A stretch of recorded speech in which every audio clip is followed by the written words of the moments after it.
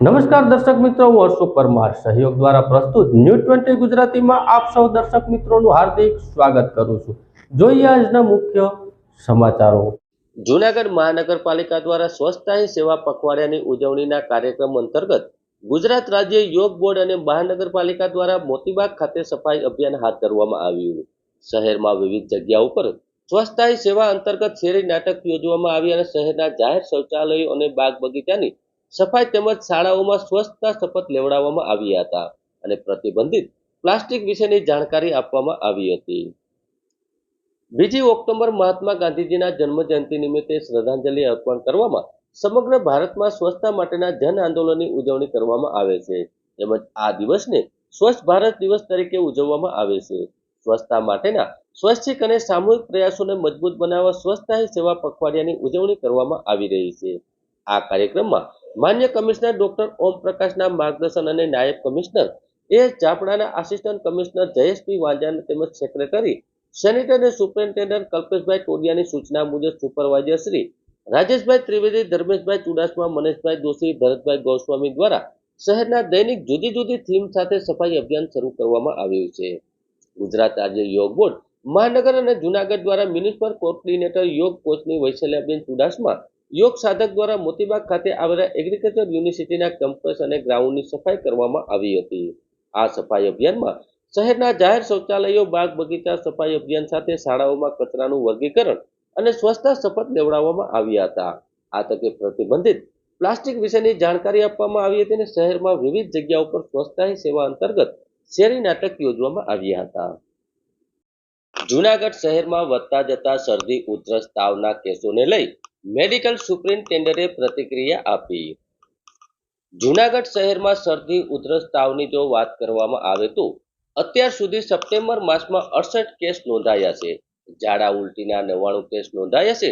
ચિકનગુનિયાનો એક પણ કેસ નોંધાયો નથી, જ્યારે ડેન્ગ્યુનો 1 કેસ જોવા મળ્યો છે અને મેલેરિયાના 2 કેસ નોંધાયા છે। વાયરલ ઇન્ફેક્શનના કેસોમાં થોડો વધારો જોવા મળ્યો છે, તો બધા લોકો દ્વારા થોડી સાવચેતી રાખવામાં આવે, જેમ કે વધારે તાવ આવતો હોય, ગળામાં બળતરા થતી હોય, થૂંક ગળવામાં કે પાણી પીવામાં તકલીફ પડતી હોય, તો આવા લક્ષણો દેખાય તો તાત્કાલિક ડોક્ટરનો સંપર્ક કરવો અને ડોક્ટરની સૂચના મુજબ દવા લેવાની સુપરિન્ટેન્ડન્ટ દ્વારા પ્રતિક્રિયા આપવામાં આવી હતી।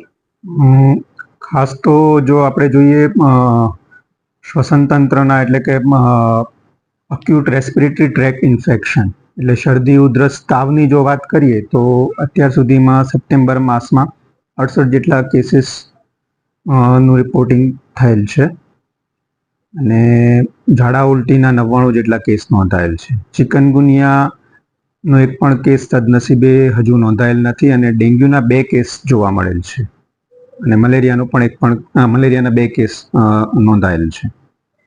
વાયરલ ઇન્ફેક્શનના કેસીસમાં થોડોક વધારો જોવા મળેલ છે અને બધા લોકોએ થોડીક સાવચેતી રાખવી જરૂરી છે।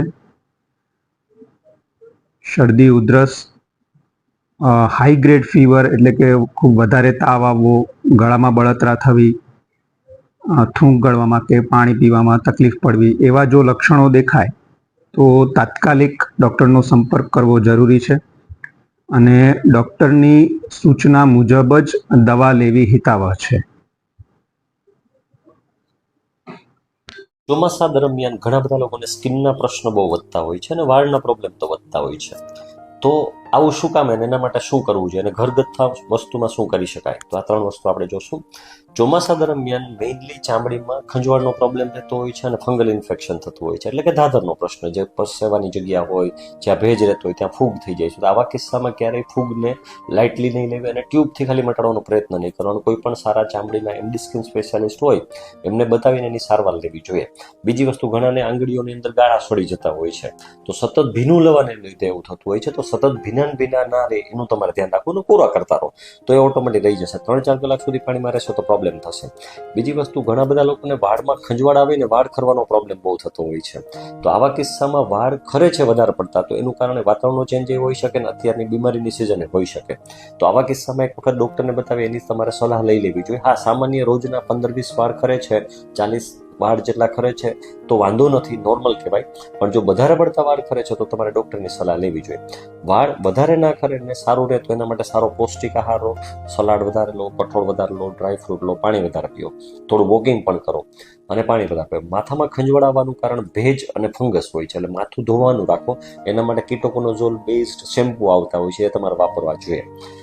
ચહેરા ઉપર પિમ્પલ્સ થવાનો પણ પ્રોબ્લેમ વધી જાય છે, ચહેરા ઉપર ડલનેસ બહુ વધી જતી હોય છે, તો આવા કિસ્સામાં પિમ્પલ્સ છે આ સિઝનમાં સૌથી વધારે. જૂનાગઢ શહેરમાં ચાલી રહેલા અજાકસ ટ્રસ્ટ જૂનાગઢ દ્વારા શહેરના મધુરમ વિસ્તારમાં વંથલી રોડ ઉપર આવેલું મહેર સમાજમાં અનુસૂચિત જાતિના વિદ્યાર્થીઓ તેજસ્વી તારલાઓનું સન્માન કરવામાં આવ્યું.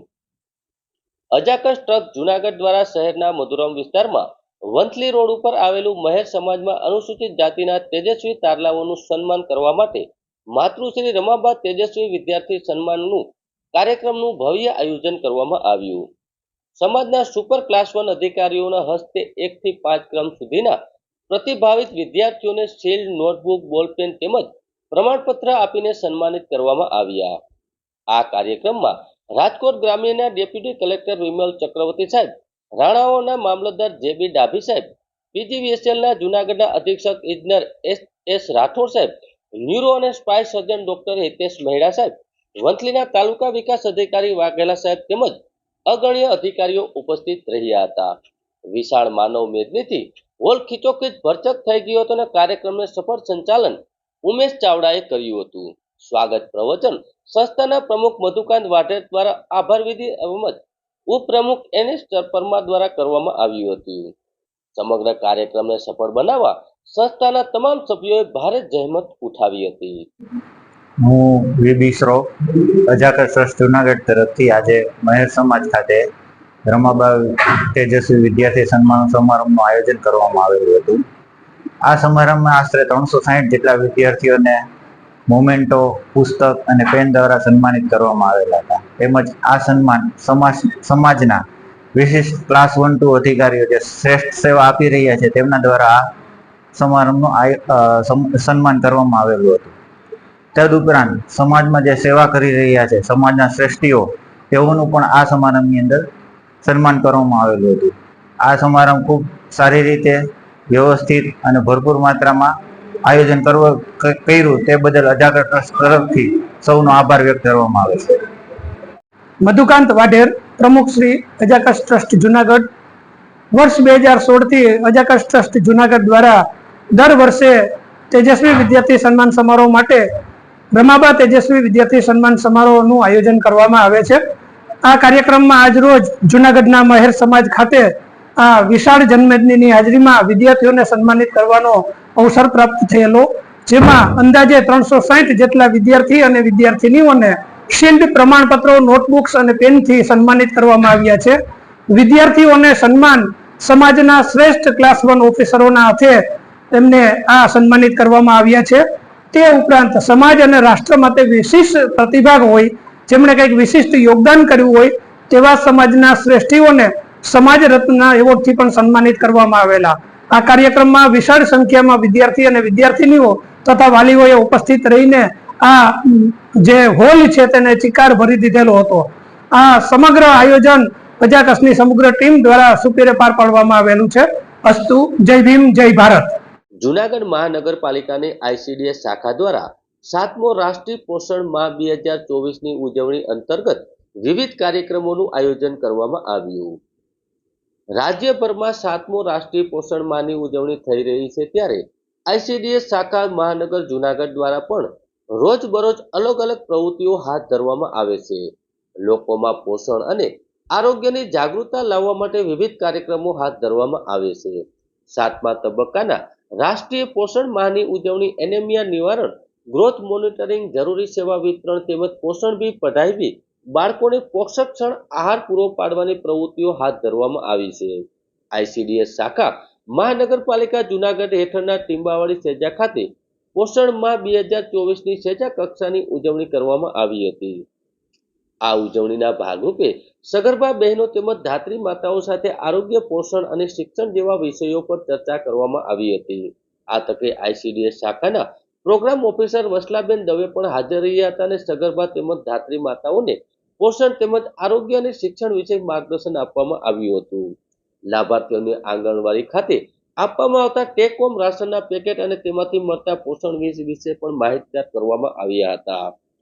ખોરાકમાં લીલા શાકભાજી કઠોળમાંથી મળતા પોષણ અંગે લાભાર્થીઓને વિસ્તૃત સમજ આપવામાં આવી હતી. જૂનાગઢના વંથલી તાલુકામાં સાતરપુર ગામમાં એક સાથે 6 શિક્ષકોની બદલી કરવામાં આવી.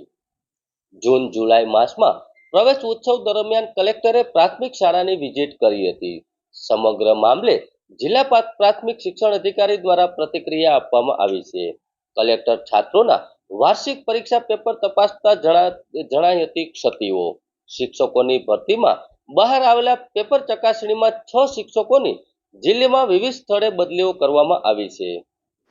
કન્યા કેળવણી મહોત્સવ અને પ્રવેશ ઉત્સવ ઉજવાયો એ સમયે માનનીય કલેક્ટરશ્રી દ્વારા લાયન્સનગર ધારની પ્રાથમિક શાળાની મુલાકાત લેવામાં આવી હતી અને એ મુલાકાત દરમિયાન ગવર્મેન્ટ તરફથી જ એક નિરીક્ષણ ફોર્મ આપવામાં આવે છે અને એ ફોર્મમાં આપેલા આસ્પેક્ટ મુજબ ત્યાં બધી ચકાસણીઓ એ જે તે સમય સ્થળ ઉપર કરવાની હોય છે અને એના ભાગરૂપે માનનીય કલેક્ટરશ્રી દ્વારા શાળાના જે બાળકો છે એમને જે ઉત્તરવહીઓ હોય એટલે કે એની પરીક્ષાની જે ઉત્તરવહીઓ હોય એ ઉત્તરવહીઓ એમના દ્વારા તપાસ કરાતા ઉત્તરવહીઓમાંના મોટા ભાગના વિદ્યાર્થીઓના જે જવાબો લખેલા હતા એ એક સરખા જોવા મળ્યા અને એના ભાગરૂપે કલેક્ટરશ્રી દ્વારા સૂચના આપવામાં આવી કે આ પ્રકારની ક્ષતિ અહીંયા જોવા મળે છે.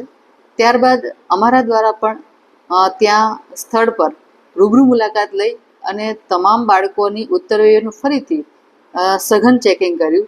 એ દરમિયાન પણ આ ક્ષતિ છે એ ખાસ જોવા મળી છે અને એના ભાગરૂપે સાહેબની સૂચના અનુસાર જ તે આ શાળાના કુલ 6 શિક્ષકો છે કે જેમના દ્વારા આવી ચૂક થયેલ છે એમની ઉપર શિક્ષાના કરવાના પગલાંના ભાગરૂપે અમારા દ્વારા કાયદેસર એમનું નિવેદન લેવામાં આવ્યા છે, એમની પૂછપરછ કરવામાં આવેલી છે અને ત્યારબાદ આ 6 શિક્ષકોની અન્ય તાલુકાઓમાં બદલી માટે માનનીય પ્રાથમિક શિક્ષણ નિયામકશ્રીને બહાલી માટે ત્યાં મોકલી અને એમની બહાલી મેળવી અને હાલ આ 6 શિક્ષકોની જૂનાગઢ જિલ્લાના જ અન્ય તાલુકાઓમાં બદલી કરી દેવામાં આવેલ છે અને આ રીતે તંત્ર દ્વારા એમની સામે નિયમાનુસારની કાર્યવાહી થયેલ છે.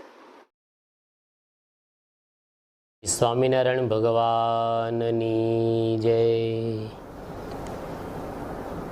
આપને સર્વને આનંદના સમાચાર આપતા અંતરમાં હરખ ઉભરાય છે.